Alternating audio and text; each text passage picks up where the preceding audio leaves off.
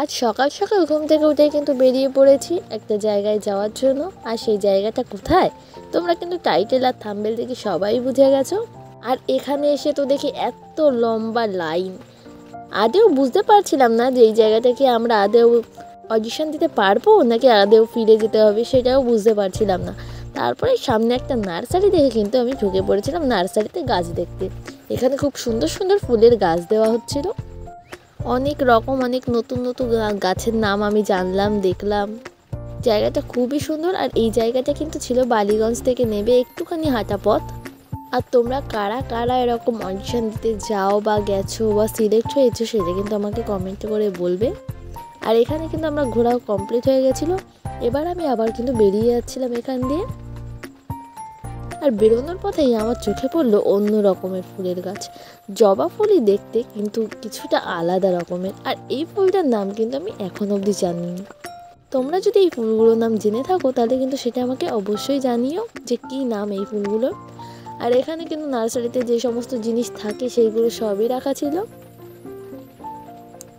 আর এই দেখো কত রকম জবা, এই জবাটা কত সুন্দর তাই না? এই সমস্ত গাছ কিন্তু দেখতে আমার খুবই ভালো লাগে। এবার কিন্তু আমার সমস্ত কিছু দেখা কমপ্লিট। এবার কিন্তু আমরা বাইরে চলে যাচ্ছিলাম লাইনের ওখানে। আর এই ব্লগটা শেষ পর্যন্ত দেখবে, তাহলে কিন্তু অনেক কিছুই দেখতে পারবে, ভালো লাগবে।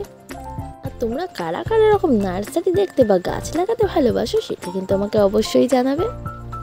যাই হোক, তোমার সাথে কথা বলতে বলতে কিন্তু আমার নার্সারি পুরো ঘোরা হয়ে গেছিলো। এবারে কিন্তু আমি বাইরের দিকে যাচ্ছি।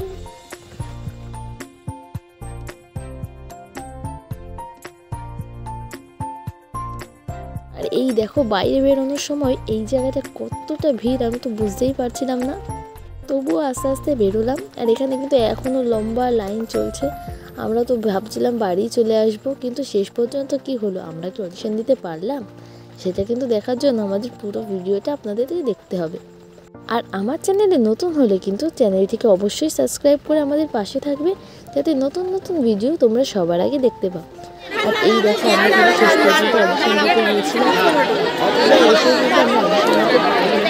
চারটে আগে কিন্তু ওরা গেট বন্ধ করে দিয়েছিল। আর এখানে কিন্তু সেদিন বিক্ষোভ হচ্ছিল, অনেক ঝামেলা হচ্ছিল।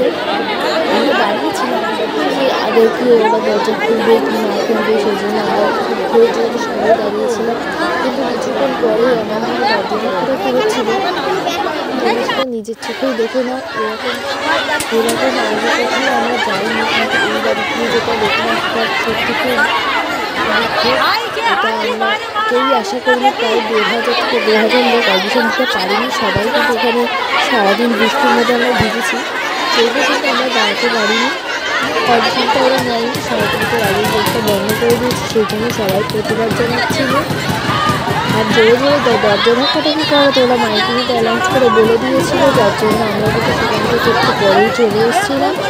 আর তারপরে আদৌ ওরা অডিশন নিয়েছিল কিনা সেটা আমরা কিন্তু জানি না। তোমরা যদি কেউ কখনো অডিশন দিতে যাও সেটা কিন্তু আমার কাছে অবশ্যই নিও। আর ভোরবেলা কিন্তু আপনাদের বেরোতে হবে, নাহলে আপনাদের অবস্থায় কিন্তু আমাদের মতোই হতে পারে, কারণ এখানে এতটা পরিমাণে লোক ছিল এটা বলার মতো না। তাই আমরা খুব হতাশ হয়ে বেরিয়ে এসেছিলাম আর বাড়ি চলে এসেছিলাম, আর কিছুই ভালো লাগছিল না তখন।